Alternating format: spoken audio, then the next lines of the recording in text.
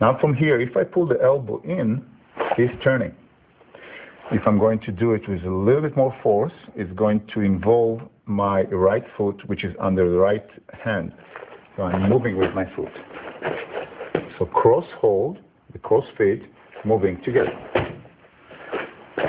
When I twist him this way, he's already in a position that is very vulnerable. His center of gravity is backward. It's easy to take him down.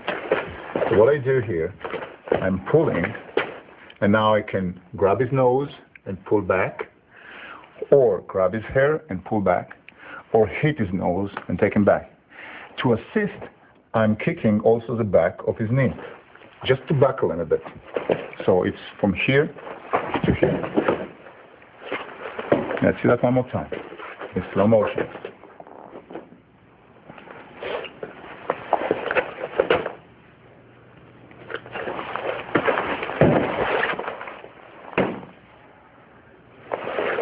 And obviously, after you train a little bit each part by itself, you try to combine it in slow motion all together.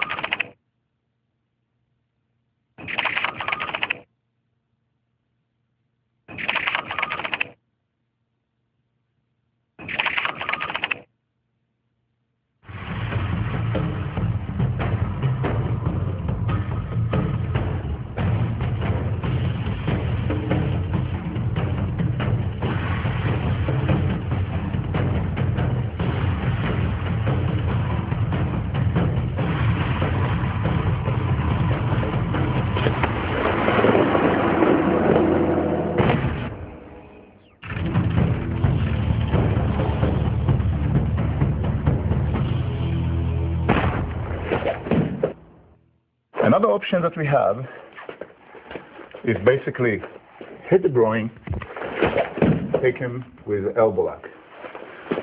Let's see how I did that. So, first of all, the hand in front of that hand will going to be inserted from the inside.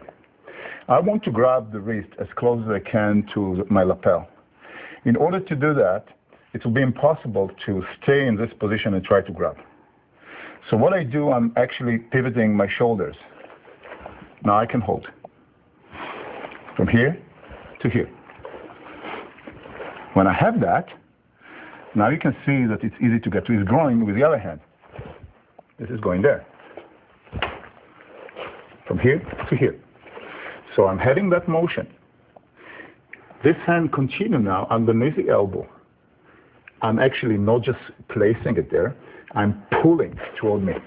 So once again, you see that by pulling this elbow in and pushing this part away, his body starts to feel it and he's going to turn. One, and pulling. This hand going to be locked on the other hand. And from this position, all I have to do is raise my right elbow up.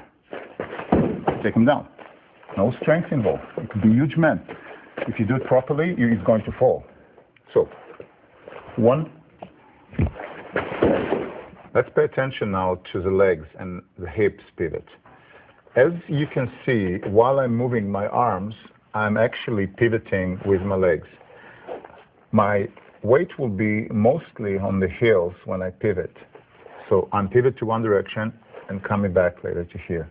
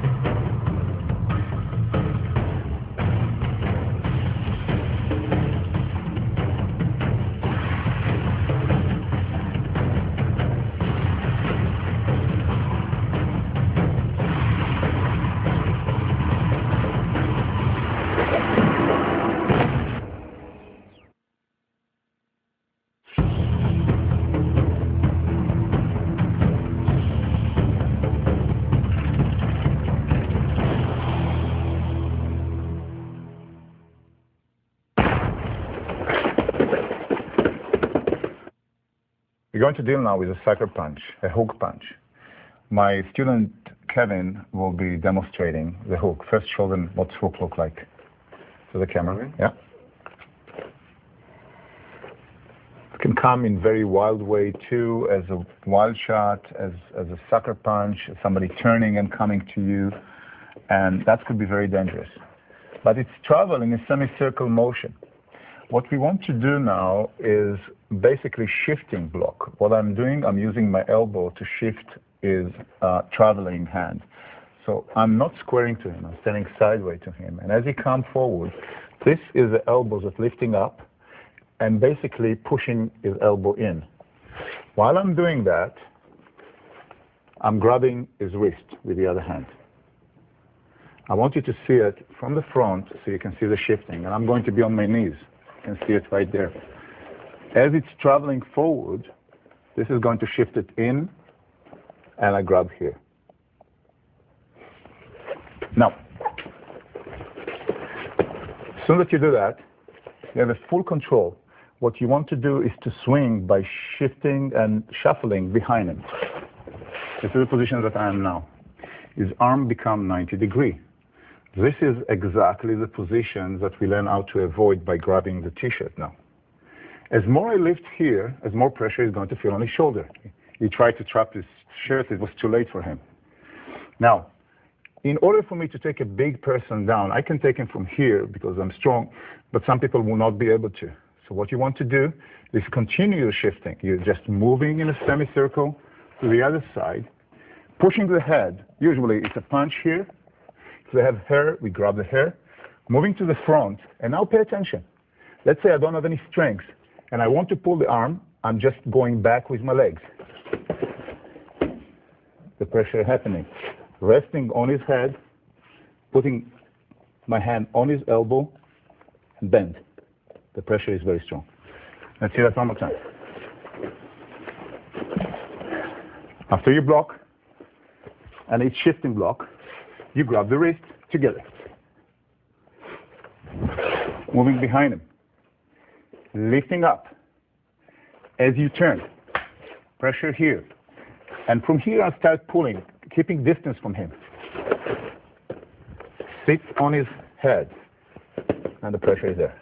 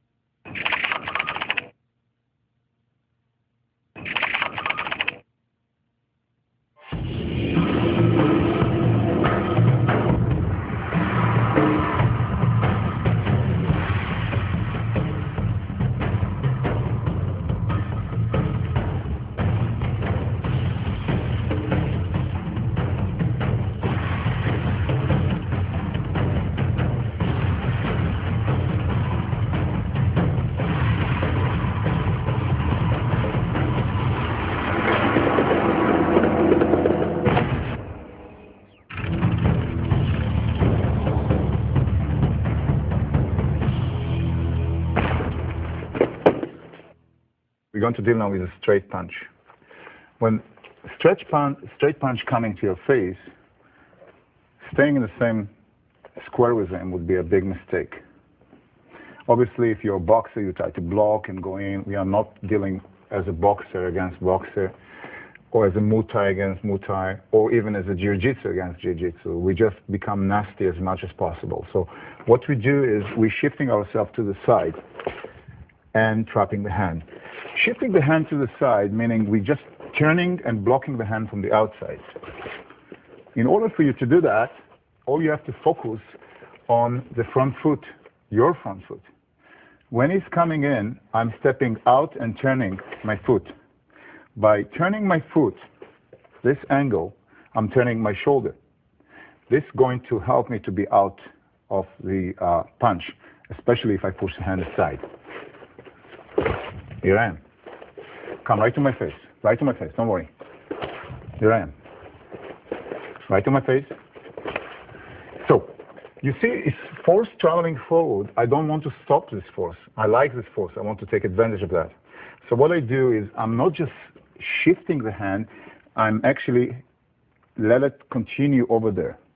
So as he comes, I'm not going to do now the knee, I'm just going to show you the hand work. So my hand continues force over there.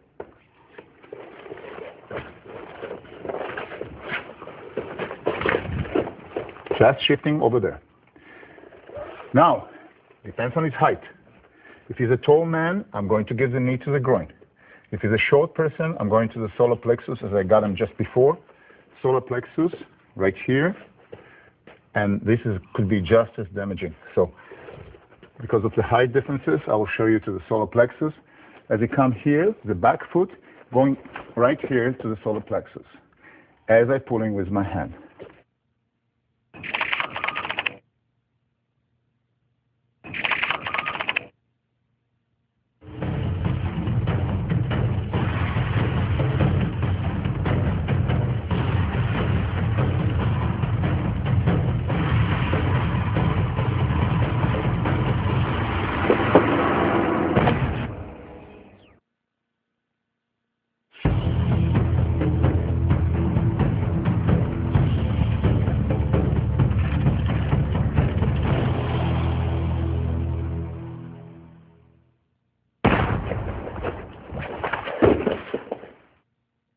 We're going to deal now with knives.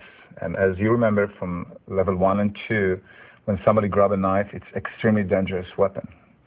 Knife can attack you again and again, is never running out of ammunition, so it could be deadly. You have to try to keep as much as possible distance from the knife. So as soon as you see somebody with a knife, distance is number one. That will be the best friend, to stay away from the knife as much as possible. However, it's not always possible to do that, and then we have to perform some techniques. The second part that you have to keep in mind is you don't want to square with a knife. This is too much space for him to attack. I want to stand sideways with the front foot forward, the back foot 90 degree. And how I can actually shuffle. This is a good, safe way to move in and out as needed. We are going to deal now with oriental attack, which is basically an attack that's coming upwards from the bottom up. Okay, it can go to the lower stomach here, sometimes even to the groin, right here. So what you do is, as the attack coming, you block. Your hands are crossed. Now, in order for you to do it properly, the hand in front of the knife has to be on the bottom. And if you think about it, it's kind of almost reflexes. You're putting your hand right here in front. The other one will be on top. This is the right position. This will be the wrong position. So here I am. This is on the bottom, the narrow side to him, this one on the top. My stomach will be far away from him. So I'm actually leaning back, and with the hand on the top, I'm going to trap his hand underneath. This is crucial. Because if I'm going only to block, you can take his hand and attack me to the face or anywhere you want. But if I do that, I'm trapping, try to pull. I have now a few minutes to react and do things. I'm grabbing the hand from the other side. This is how I'm holding. If he wants to try to stab me now in, I'm blocking.